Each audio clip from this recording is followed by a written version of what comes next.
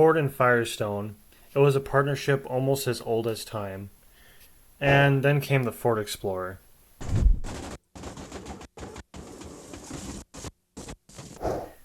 This scandal would rock the automotive world and drag Ford through even more years of financial loss and legal headaches.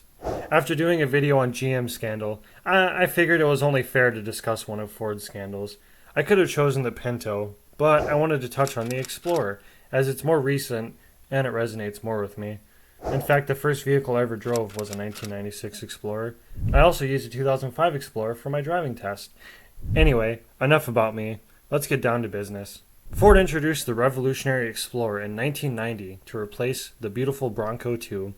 The Explorer quickly gained fame with not only off-roaders that could also serve as a daily driver, but suburban families.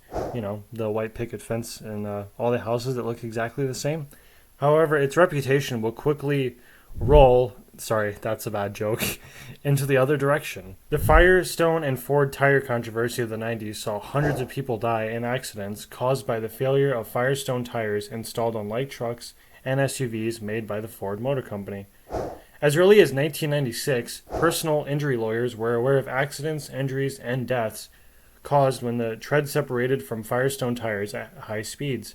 However, lawyers and traffic safety researchers decided not to contact the NHTSA because they lacked confidence in the agency and feared that an investigation might conclude that there were no defects, thereby compromising existing personal injury lawsuits.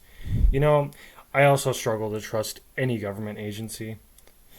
As early as 1997, internal Firestone documents showed a rise in injury claims for the ATX, ATX2, and Wilderness AT tires.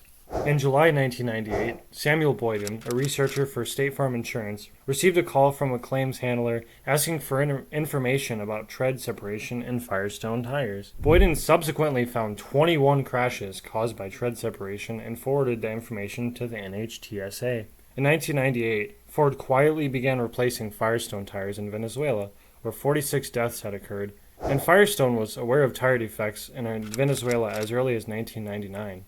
In fact, Ford and Firestone began testing tires in late 1997 or 1998, and began a limited recall in the Middle East, Venezuela, Malaysia, and Thailand in 1999, and the spring of 2000s. However, they did not notify the NHTSA. Firestone had more information about tire failures than Ford did because of warranty claims, but Firestone never acted on this information because it always blamed consumers for not maintaining their tires correctly or operating their vehicles in extreme environments, leading to these failures.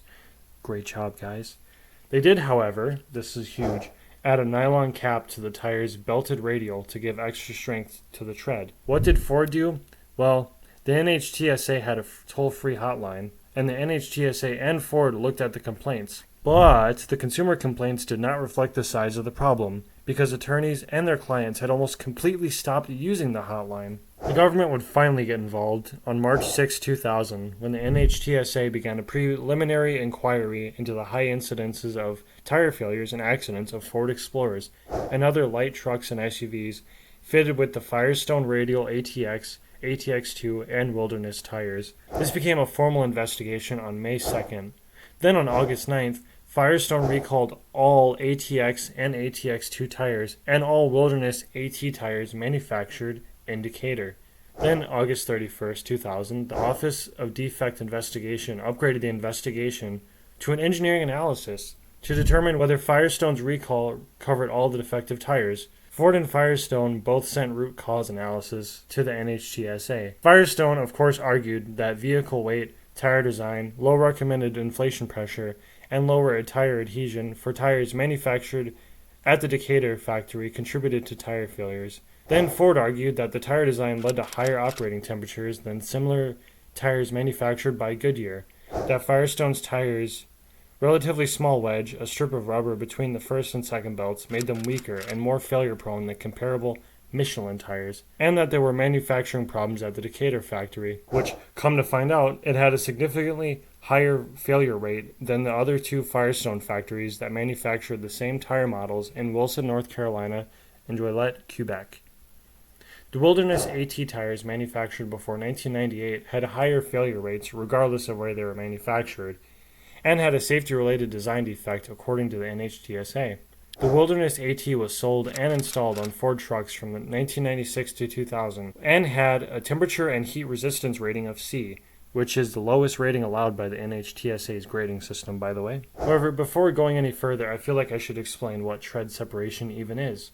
Tread separation occurs when the rubber tread designed to grip the road detaches from the tire's underlying casing or structure. Tread separation for Firestone ATX, ATX2, and Wilderness AT tires were significantly worse than the comparable tires manufactured by other companies, including the Goodyear Wrangler RTS, which was also installed on new Ford Explorers.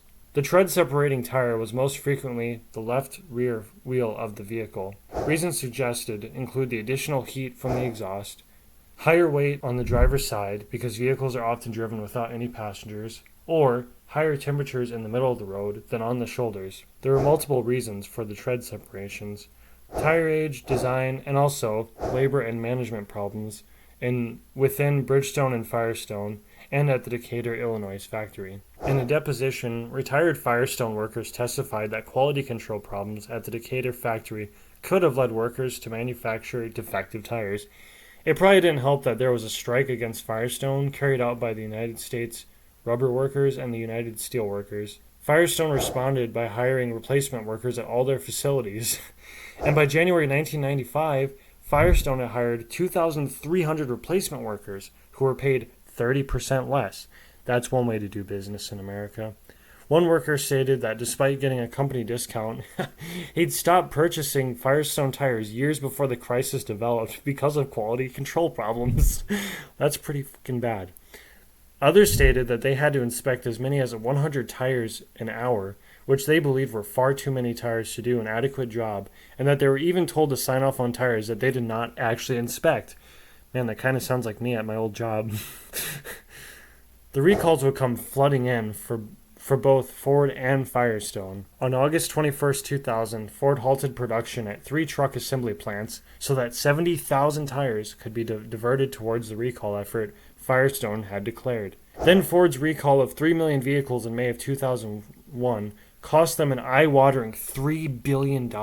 In September of 2001, when other big things were going on in America, the NHTSA had reported that 271 people were killed and more than 500 people were injured in the United States alone as a result of the tire failures. Of the Firestone models under investigation, 192 fatalities could be attributed to tread separation, and 33 fatalities could be attributed to blowouts. On May 21st, 2001, John T. Lamp, at least that's I think that's that's the name we're going with, the CEO of Bridgestone/Firestone announced in a public letter to Jacques Nasir, again, I think that's how you say his name, that Bridgestone/Firestone would no longer enter into new contracts with the Ford Motor Company, effectively ending a 100-year supply relationship.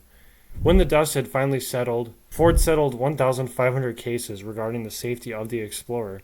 Ford's own financial statements indicated that it spent $590 million to settle personal injury and class action lawsuits. Firestone set aside $800 million to handle lawsuits related to the recalled tires. It is estimated that these tire failures and rollovers cost Bridgestone/Firestone $1.67 billion, and the Ford Motor Company $530 million. Bridgestone's market price dropped 50%, and the resulting restructuring cost Bridgestone $2 billion. In 2001, Ford recorded a loss of $5.5 billion. So, who is at fault here? Well, it depends who you ask. Of course, the companies pointed the fingers at each other. Ford first accused Firestone of withholding data that Ford needed to determine which tires might be unsafe, which wasn't exactly false. But then Firestone accused Ford of withholding safety data concerning the design of the Explorer. However, I'm just going to be that person and say I think they're both at fault, as they both knew of the issues as well as 1996, but sat idle. Hopefully these companies can learn from this and something like this never happens again, but I don't think they'll ever learn because money talks and BS walks. I don't know, maybe some inspirational shit. Anyways, I'm just trying to not end on a sour note. And with that, stay hydrated, take care of yourself and your loved ones, and peace.